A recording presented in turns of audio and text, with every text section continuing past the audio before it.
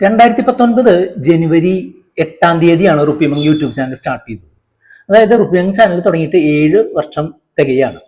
നമ്മുടെ ചാനലിൽ ഏറ്റവും കൂടുതൽ സബ്സ്ക്രൈബേഴ്സ് ഉള്ളത് മ്യൂച്വൽ ഫണ്ടുകളുടെ വീഡിയോ കാണുന്നതിനായിട്ടാണ്.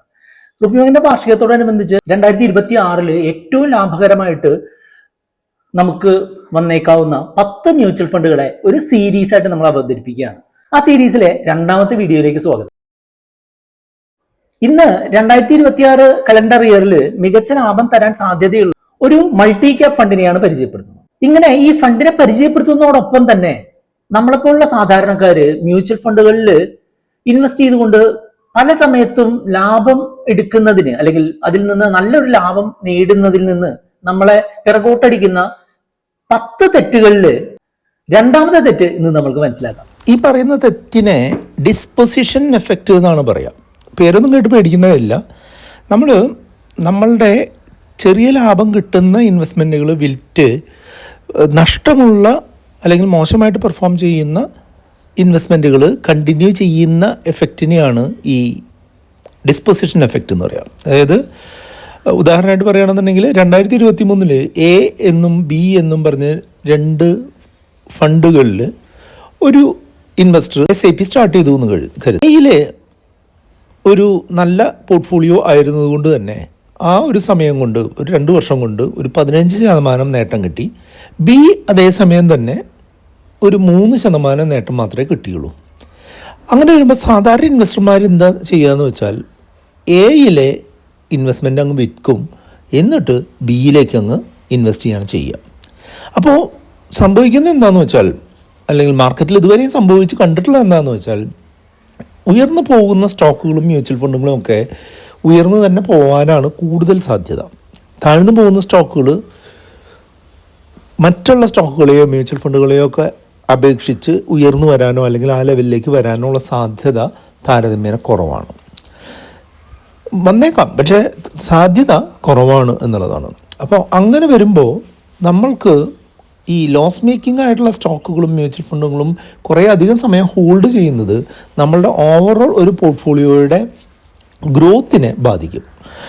അതിൻ്റെ ഓപ്പോസിറ്റായിട്ട് നമ്മൾ ഇൻവെസ്റ്റ് ചെയ്തുകൊണ്ടിരിക്കുന്ന നന്നായിട്ട് പെർഫോം ചെയ്യുന്ന ലാഭകരമായിട്ടുള്ള മ്യൂച്വൽ ഫണ്ടുകളെ വിൽക്കുകയും ചെയ്യുന്നു. അപ്പോൾ 2 സൈഡിലും നമുക്ക് നഷ്ടം വരികയാണ്. അപ്പോൾ അങ്ങനെ ഒരു എഫക്റ്റ്, ഡിസ്പൊസിഷൻ എഫക്റ്റ് ഒഴിവാക്കുന്നത് നിങ്ങളുടെ ഓവറോൾ പോർട്ട്ഫോളിയോ ഗ്രോത്തിനെ ഹെൽപ്പ് ചെയ്യും എന്നുള്ളതാണ് നിങ്ങളോട് പറഞ്ഞു തരാനായിട്ടുള്ളത്.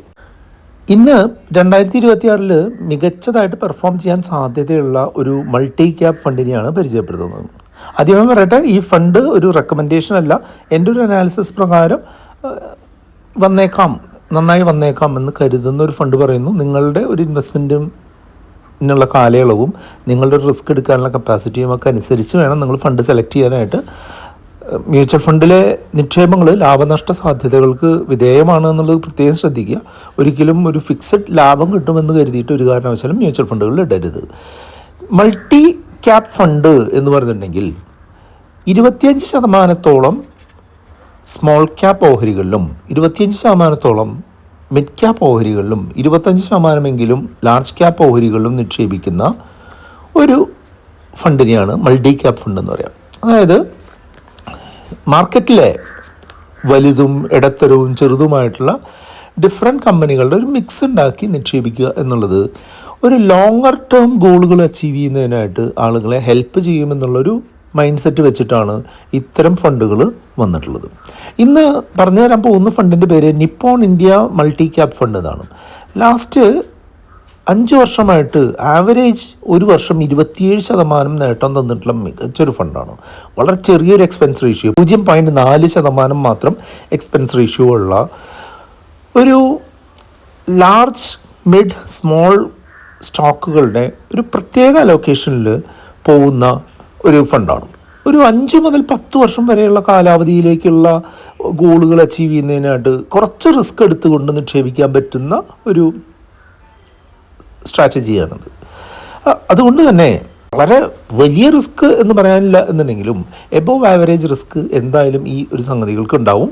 50,000 കോടി രൂപ AUM ഉള്ള ഒരു ഫിനാൻഷ്യൽ ഡൊമെയിനിൽ കൂടുതൽ നിക്ഷേപിക്കുന്ന തരത്തിലുള്ള ലാർജ്ലി എക്സ്പാൻഡഡ് ആവുന്ന തരത്തിലുള്ളൊരു ഫണ്ടാണ്. മികച്ചൊരു ഫണ്ടായിട്ട് തോന്നുന്ന ഒരു ഫണ്ടാണിത്. പക്ഷേ നിങ്ങൾ ഈ ഫണ്ട് സെലക്ട് ചെയ്യണമെന്ന് ചോദിച്ചു കഴിഞ്ഞാൽ നിങ്ങളുടെ ഒരു പേഴ്സണൽ ഫിനാൻസ് അവസ്ഥയും നിങ്ങളുടെ ഗോളുകളും അനുസരിച്ച് നിങ്ങൾ ആ തീരുമാനം എടുക്കണമെന്നാണ് ഞാൻ പറയാം.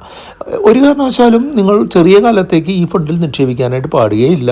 അതേപോലെ തന്നെ തീരെ റിസ്ക് എടുക്കാൻ പറ്റാത്ത ആളുകൾ ഒരു കാരണവശാലും ഈ ഫണ്ടിൽ നിക്ഷേപിക്കാനും പാടില്ല എന്നുള്ളത് നിങ്ങൾ പ്രത്യേകം ശ്രദ്ധിക്കുക. ഒരു കാര്യം പ്രത്യേകം ശ്രദ്ധിക്കുക, ഈ വീഡിയോയിൽ പറഞ്ഞിട്ടുള്ള ഫണ്ട് ഒരു കാരണവശാലും നിങ്ങൾ ഒരു റെക്കമെൻഡേഷൻ ആയിട്ട് എടുക്കേണ്ട കാര്യമില്ല. നിങ്ങളുടെ റിസ്ക് എടുക്കാനുള്ള കഴിവിനും നിങ്ങളുടെ ഫിനാൻഷ്യൽ സ്റ്റേറ്റസിനും നിങ്ങളുടെ ഗോളുകൾക്കും മാച്ച് ചെയ്യുന്ന ഒരു ഫണ്ട് ആണെങ്കിൽ മാത്രം നിങ്ങൾക്ക് ഈ ഫണ്ടിനെ കൺസിഡർ ചെയ്യാം. അതോടൊപ്പം തന്നെ മറ്റുള്ള ഫണ്ടുകളും കൂടെ നിങ്ങൾ നോക്കാനായിട്ട് ശ്രദ്ധിക്കണം. നിങ്ങൾക്ക് നിങ്ങളുടെ ആവശ്യങ്ങൾക്ക് അനുസരിച്ച് ഒരു ഗോൾ ബേസ്ഡ് ആയിട്ട് ഒരു പ്ലാനിങ് ചെയ്യുന്നതിനായിട്ട് നിങ്ങൾക്ക് റുപ്പി ബാങ്കിന്റെ സഹായം ആവശ്യമുണ്ട് എന്നുണ്ടെങ്കിൽ നിങ്ങൾക്ക് നമ്മുടെ വാട്സ്ആപ്പ് നമ്പർ ആയിട്ടുള്ള 8848030018 നിങ്ങൾക്ക് കോൺടാക്ട് ചെയ്യാം. ഈ സീരീസിലെ 2 മറ്റു നല്ല വീഡിയോകളാണ് നമ്മൾ കണ്ടുകൊണ്ടിരിക്കുന്നത്. അത് കണ്ടുകൊണ്ട് നിങ്ങൾക്ക് മുന്നോട്ട് പോകാം. ഈ വീഡിയോ സീരീസ് ഇഷ്ടപ്പെട്ടു എന്നുണ്ടെങ്കിൽ നിങ്ങൾ ഈ ചാനൽ സബ്സ്ക്രൈബ് ചെയ്യുക, കൂട്ടുകാരുമായിട്ട് ഈ വീഡിയോസ് ഒക്കെ ഒന്ന് ഷെയർ ചെയ്ത് കൊടുക്കാനും ശ്രദ്ധിക്കുക. വീഡിയോ ലൈക്ക് ചെയ്യാനും കമന്റ് ചെയ്യാനും കൂടെ മറക്കരുത് കേട്ടോ. നിങ്ങൾക്ക് മ്യൂച്വൽ ഫണ്ടുകളുമായിട്ടോ മറ്റുള്ള പേഴ്സണൽ ഫിനാൻസ് കാര്യങ്ങളുമായിട്ടോ നിങ്ങൾക്ക് എന്തെങ്കിലും ഒരു ഡയറക്ഷൻ ആവശ്യമുണ്ടെന്നുണ്ടെങ്കിൽ നമ്മളെ കോൺടാക്ട് ചെയ്യേണ്ട വാട്സ്ആപ്പ് നമ്പർ 8848030018 ആണ്.